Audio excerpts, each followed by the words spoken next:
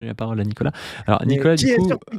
répond en story à quelqu'un qui dit: «Est-ce qu'on peut se dire anticapitaliste sans se dire communiste?» Alors, la réponse est oui, hein, mais lui, il répond: «Oui, et c'est mon cas.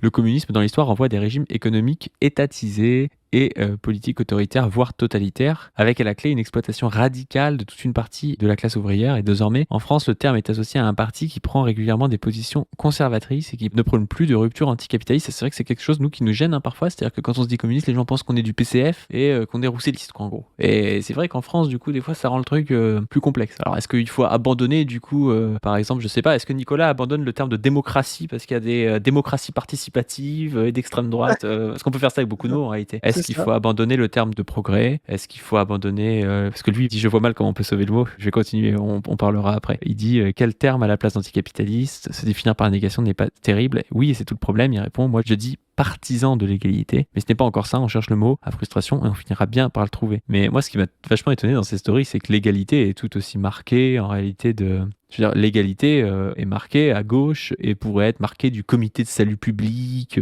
qui apprenait l'égalité et qui apprenait la terreur. Et du coup, tu vois, ça pourrait aussi être quelque chose de très mal vu. Ou alors quelque chose comme une fausse égalité républicaine. Enfin, je veux dire, on peut argumenter sur plein de choses. Et on Bah, pourrait dire le communisme, c'est juste la sécurité sociale. En réalité, tous ces mots recouvrent énormément de réalités. Et c'est aussi à nous de militer pour une de ces réalités et de l'assumer et d'en faire un projet futur. Tu vois. Parce que je pense que le projet égalitaire de Framont et notre projet communiste, au final, se rejoint sur bien des points. Tu vois. Pour moi, c'est une double défaite.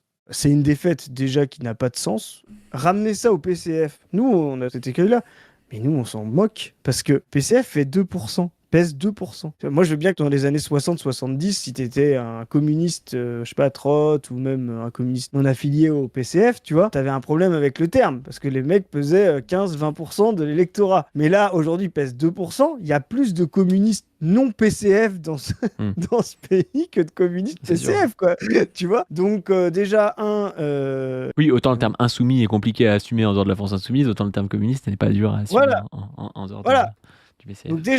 Donc déjà, cet argument-là, de se dire j'ai un problème parce que c'est le PCF alors que jamais il a été aussi faible. Non, mais c'est Et vrai que puis, des fois, quand même, tu peux avoir des gars qui viennent te casser les couilles en pensant que t'es du mais, PCF.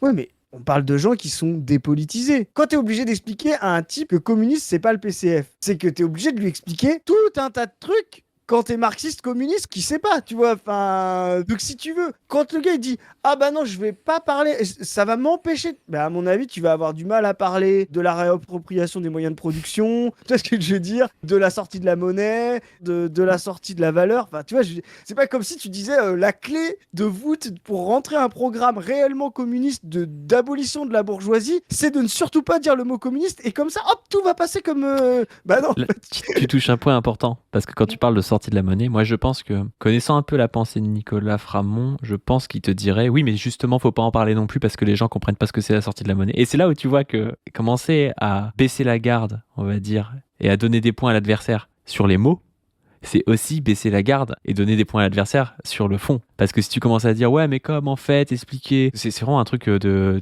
la gauche de droite, ça de dire ouais mais en fait ça c'est trop compliqué à expliquer, les gens ils comprennent pas ce que c'est votre planification, Ah, les gens ils comprennent pas ce que c'est le communisme, les gens ils comprennent pas ce que c'est la sortie de la monnaie, les gens ils comprennent pas ce que c'est désarmer la police parce qu'il y a quand même des policiers qui sont sympas, tu vois, enfin il y a tout un tas de choses comme ça. Et je dis pas que Nicolas pense ça, hein, c'est pas, encore une fois, moi Nicolas c'est un camarade, hein, c'est pas le souci, mais je veux dire quand on commence à donner des points sur les mots, et en plus là il en donne point, il est en mode oui le communisme c'est associé au goulag, c'est associé par qui au goulag le communisme? ah oui.